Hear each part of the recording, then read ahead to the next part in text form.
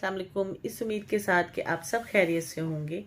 आज का जो टॉपिक मैं आपके साथ शेयर करना चाह रही हूँ वो है हरासमेंट एट वर्क प्लेस। अच्छा, हम देखते हैं हमारी फीमेल्स जो कि पॉपुलेशन का मोर देन 50% हिस्सा तो हैं, लेकिन अब वो हर डिपार्टमेंट, चाहे वो गवर्नमेंट है, प्राइवेट कंपनीज हैं, डिफरेंट बिजनेस हैं, उसमें भी खातिर ख्वाह काम कर रही हैं और ना सिर्फ इस मुल्क कौम की तरक्की में हिस्सेदार हैं बल्कि अपनी फैमिलीज़ को भी फाइनेंशियली सपोर्ट करती हैं और उनको भी जो है वो मददगार उनमें साबित होती हैं। अच्छा, हमारी सोसाइटी में जो ख़वातीन बाहर काम करती हैं उनको बाज़ औक़ात डिफरेंट लेवल पे अपने कुलीग्स की तरफ से या एम्प्लॉयज़ की तरफ से या अदरवाइज़ उनको अपने वर्क प्लेस पे जो है हरासमेंट्स का सामना करना पड़ता था। तो इस चीज़ को मद्देनज़र रखते हुए हुकूमत पाकिस्तान ने 2010 में एक्ट पास किया, that was protection of women at against harassment at work place. तो उस एक्ट में जो ख़वातीन के अगेंस्ट हरासमेंट के इंसिडेंट्स होते थे उनके अगेंस्ट जो है एक्शन लेने का तमाम प्रोसीजर, रूल्स, रेगुलेशंस या लॉ जो है वो डिफ़ाइन किया गया और बताया गया कि क्या प्रोसीजर होगा।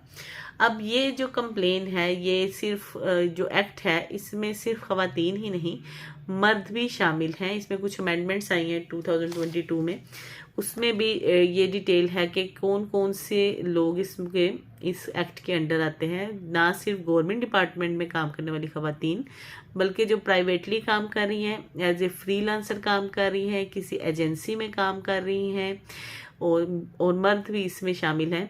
और कोई भी शख्स जो किसी भी लेवल पे, घरेलू घर में भी, डोमेस्टिक लेवल पे भी अगर कोई मुलाजिम है तो वो भी इस एक्ट के तहत अपनी प्रोसीडिंग्स करवा सकता है। अच्छा, सबसे पहले तो इसमें ये होता है कि जो भी अगर कोई डिपार्टमेंट में आप काम कर रहे हैं, किसी ऑर्गेनाइजेशन के अंडर आप काम कर रहे हैं, तो अगर कोई हरासमेंट का इंसिडेंट होता है, जो भी विक्टिमाइज है, मर्द है या औरत है, वो अपनी एप्लीकेशन, जो इंसिडेंट होगा वो उसकी एप्लीकेशन जो है अपनी कंपिटेंट अथॉरिटी को देगा और competent authority is bound to hold an inquiry. वो इंक्वायरी होल्ड करेगी, उसका एक प्रॉपर प्रोसीजर है, उसके भी रेगुलेशंस हैं कि उसको किस तरह से होल्ड करना है।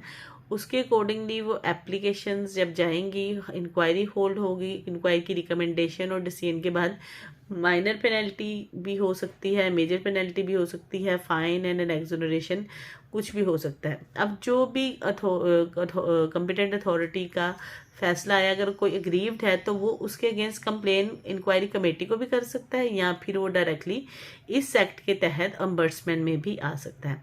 अम्बर्समैन के सामने वो अपनी कंप्लेन फाइल करेगा और उसमें अपने विटनेसेस, क्रॉस एग्जामिनेशन और वो पूरा प्रोसीजर फॉलो अप होने के बाद अम्बर्समैन अपना डिसीजन देगा।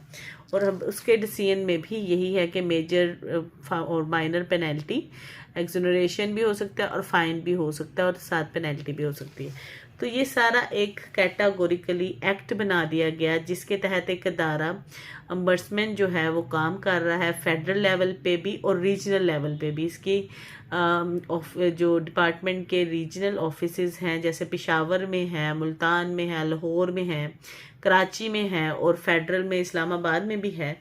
तो वो इदारा जो इस्टेब्लिश किया गया उसके बाद बहुत से लोगों के मसाइल भी हल हुए, लोगों को इंसाफ भी मिल रहा है और लोगों का इस डिपार्टमेंट पे काफ़ी हद तक ट्रस्ट भी डेवलप हुआ है। और इस ट्रस्ट की डेवलपमेंट की वजह से बहुत से लोग जो हरासमेंट करते थे वो भी अब इस चीज़ से पीछे हट गए, क्योंकि लोगों को खौफ है सज़ा का। क्योंकि बहुत से लोग डिसमिस भी हुए हैं, रिमूवल फ्रॉम सर्विस की भी जो है पेनल्टीज़ मिली हैं, इसके अलावा फ़ाइन भी लगे हैं। तो वो एक लोगों को इस अदारे की जो है अथॉरिटी और पावर का आइडिया काफ़ी हद तक हुआ, ख़ास करके पिछले ये 5 से 10 सालों में।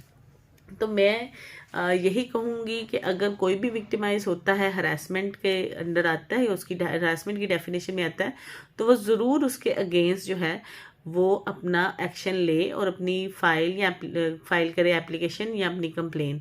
और इस एक्ट की वजह से और इस इदारे की वजह से ख़वातीन जो हैं वर्क प्लेस पे बहुत प्रोटेक्टेड फील करती हैं, क्योंकि अब उनको रेमेडी ऑफ हरासमेंट जो है कि अगेंस्ट हरासमेंट उन्होंने क्या रेमेडी अवेल करनी है, दे नो वेरी वेल। लेकिन इसके साथ साथ मैं ये चीज़ एडअप करना चाहूँगी कि please avoid fake and frivolous complaints और एप्लीकेशन अगेंस्ट योर एम्प्लॉयज़ और किसी भी कुलीग के अगेंस्ट, ताकि इस अदारे की डिग्निटी ख़राब ना हो और लोगों का ट्रस्ट ख़राब ना हो, ताकि और वक्त भी ज़ाया ना हो। क्योंकि अगर हम एक फेक एंड फ्रिवलेस प्रोसीजर्स में पड़ जाते हैं तो उसके नतीजे में सबसे पहले जो अदारा है वो सफ़र करता है, और जब अदारा ही नहीं रहेगा तो फिर ये जो प्रोटेक्शन एक्ट आया है इसका भी कोई वजूद ना होने के बराबर होगा। तो मैं आप सबसे यही गुजारिश करूँगी कि आप अपने आपको प्रोटेक्टेड फील करें, मेल हैं फीमेल हैं वर्क प्लेस पे, और अपने काम को डिग्निटी के साथ करें और अपने करियर में ग्रो करें। And thank you very much for watching this video.